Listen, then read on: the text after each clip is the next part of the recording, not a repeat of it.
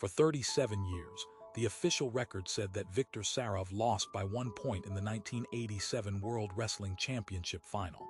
But the International Wrestling Federation made sure you'd never learn that Sarov actually won that match, and that the scorecards proving it were removed from the arena before the final whistle had even stopped echoing. That's the story they tell. It isn't what happened. Someone made sure you'd never hear this.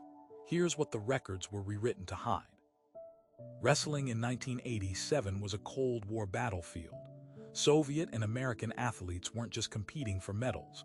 They were competing for national legitimacy. Every gold was a political statement.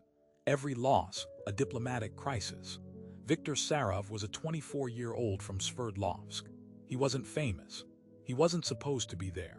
He'd qualified on a technicality after the Soviet Federation's first-choice wrestler broke his collarbone 6 weeks before the tournament.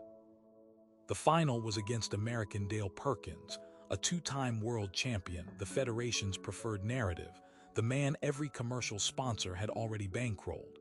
Sarov wasn't supposed to win. He won 3 rounds.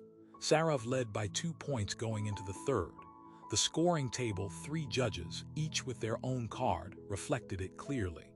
Ringside correspondents from 4 different countries logged the score in their notebooks. A Hungarian wire service reporter filed his match summary within minutes of the final buzzer. Sarov by 2. Then the official announcement came. Perkins, gold, Sarov, silver. The Federation's explanation was brief. A recalculated technical assessment. No definition, no appeal window, no published criteria. Sarov's coaches demanded to see the scorecards. They were told the documents had been filed with the Central Records Office in Geneva. A formal request submitted 3 days later returned with a single line. No scorecards on file for this bout. Not sealed, not classified, not delayed, gone. The 1987 World Championship records list Perkins as the winner by 1 point. They have listed that since the night it happened, but that's not the part they buried. The obvious explanation is scoring error. Judges miscounted. Numbers were transposed. It happens in wrestling. Officials have wide discretion in technical assessments. But scoring errors produce documentation. They require a paper trail, a formal correction, a notation in the official record, a signed statement from at least 2 of the 3 judges. None of those exist for this bout. And there's something else. Dale Perkins' manager held a seat on the FILA Executive Committee. He had held it for 9 years. He personally oversaw event credentialing for the 1987 championships. Every judge at that final had been approved through his office. The obvious explanation requires you to believe that was a coincidence. In 1994, a former FILA administrative assistant named Elena Voss gave a deposition in an unrelated Swiss labor dispute.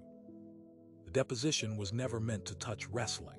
It was a wrongful termination case, but Voss had been in Geneva in 1987, and she described under oath a meeting that took place the night before the championship final. Present, 3 members of the FILA Executive Committee, Perkins' manager, and a representative from the American Wrestling Federation's primary sponsorship group. She described an envelope passed across a table. She described the phrase, "The outcome has been arranged." She described being told to shred a folder of pre-bout documentation the following morning. Voss was not a wrestling insider. She had no reason to understand the weight of what she was describing. The deposition sat in a Swiss court archive for 28 years. No sports journalist filed on it. No federation acknowledged it. The labor case settled quietly. Voss moved to Austria. Perkins retired in 1991 with 3 world titles and a coaching contract with the American Federation, the same federation whose representatives sat in that room. Sarov competed for 2 more years. He never made another world championship final. He is not listed in official FILA records as a 1987 finalist. The match, the score, the night, all of it rewritten. What this costs is not abstract. Viktor Sarov never received a sponsorship contract.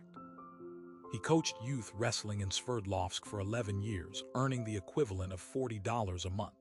He died in 2003 of a cardiac event during a practice session.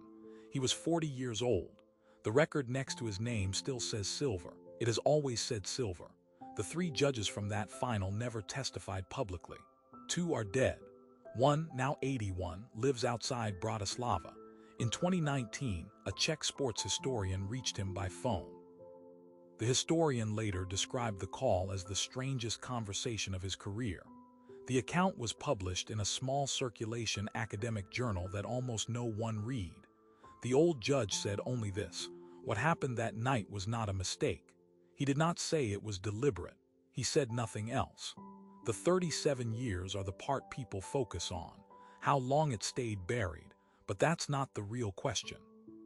The real question is why the Swiss court archive containing Voss's deposition was digitized and made publicly accessible in 2024, and why, within 6 weeks of that digitization, those specific pages were flagged for restricted access. Someone is still watching this.